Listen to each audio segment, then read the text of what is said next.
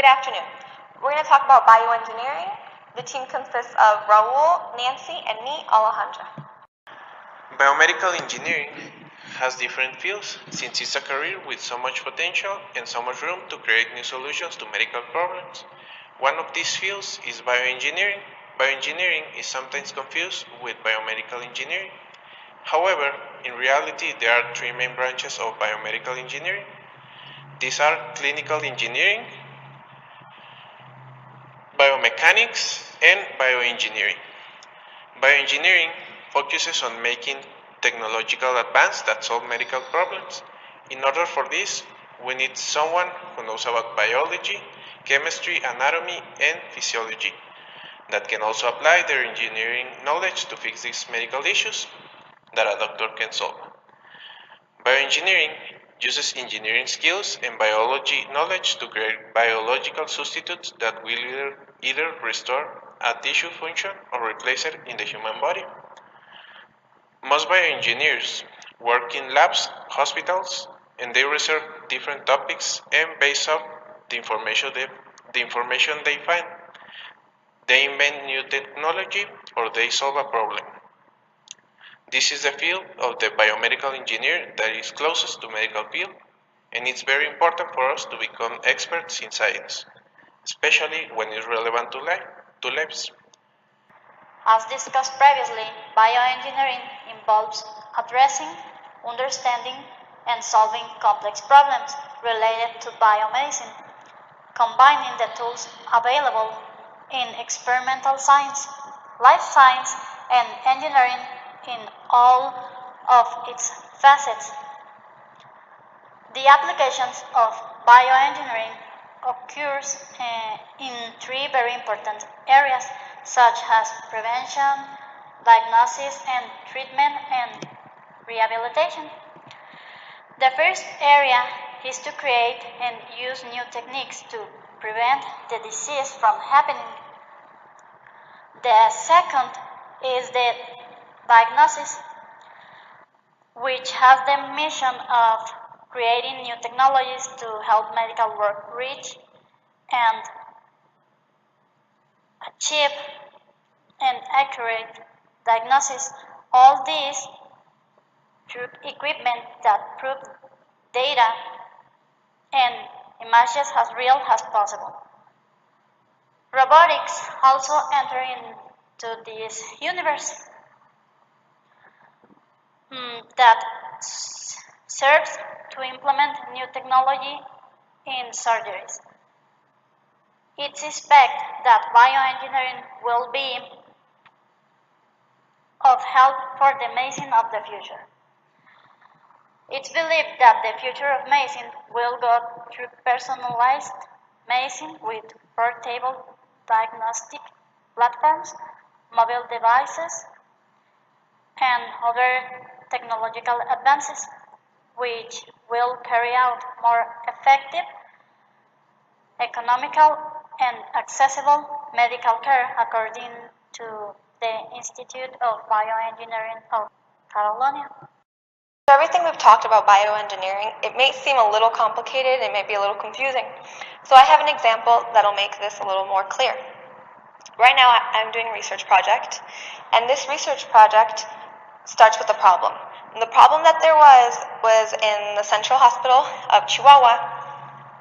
There was a fungal infection, but this fungal infection was diagnosed way too late. The reason being is the symptoms of this disease is very similar to pneumonia and bronchitis. So if people think that it's bronchitis and pneumonia, what they do is they treat it as a bacterial infection. They give them antibiotics. However, like I said, this is a fungal infection, so this won't treat the disease. So this is the problem that we have. And even if a doctor suspects that it's a fungal infection, that doesn't mean that they can diagnose it right away, because this fungus is also very hard to diagnose. This fungus is not from this area, so that made it even harder for us to diagnose this at the Central Hospital. So we have this problem. The problem is how to diagnose this fungus and how to obviously make people more aware that this fungus exists. Basically what happened is we decided that we were going to come up with a new way to diagnose this, because methods that are available right now are either very expensive or they're inefficient.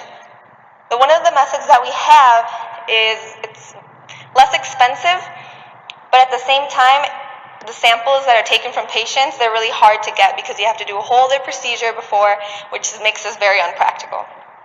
Another method that we have is about amplification of the DNA, but this is very expensive. You have to send it all the way to Mexico City, you have to wait for days to get the result, and once again, it's not practical. Like I said, it's very, very expensive. So what we decided to do is make a new way to diagnose this fungus. And basically it consists of a biosensor, which you can see right here. A biosensor it's just something that detects a biological interaction. So there are different types of biosensors. There's optical, there's electrochemical, there's mechanical. The one that we made is electrochemical. There are so many more, but this is just the one that we're going to focus on, which is the electrochemical. The reason why it's electrochemical is because on this biosensor, we have reduced graphene oxide. And on the reduced graphene oxide, we have an antigen that's basically, they're put together. And when we get any sample from a person, which is also like what makes this biosensor a good option, is that any kind of sample works. In the other cases, not any kind of sample works. So we put a sample, and if the patient has this disease, then there's going to be an antibody in the sample. And the minute this antigen and this antibody interact, this is going to make an electrical change in the biosensor on the graphene. So what we did is we measure from the beginning of the biosensor to after, once the antibody and the antigen have interacted. And what we're basically measuring is impedance, which is it's resistance, but it's not resistance, but that's just a way to make it a little less complicated. It's like resistance.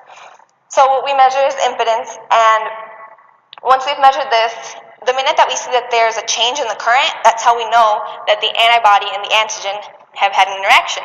And if there's an antibody, that means that the disease is in this person.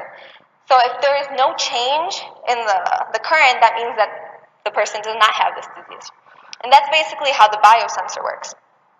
So as a whole, we can see that we had a medical problem, which is this fungal infection. It's a very specific fungus, but we're not going to get into that right now. We have this problem, a diagnosis, and what we did is we applied engineering to solve this problem. We researched, we did a lot of things, like I said, used a lot of engineering skills in order to do this, and that is basically what a bioengineer does.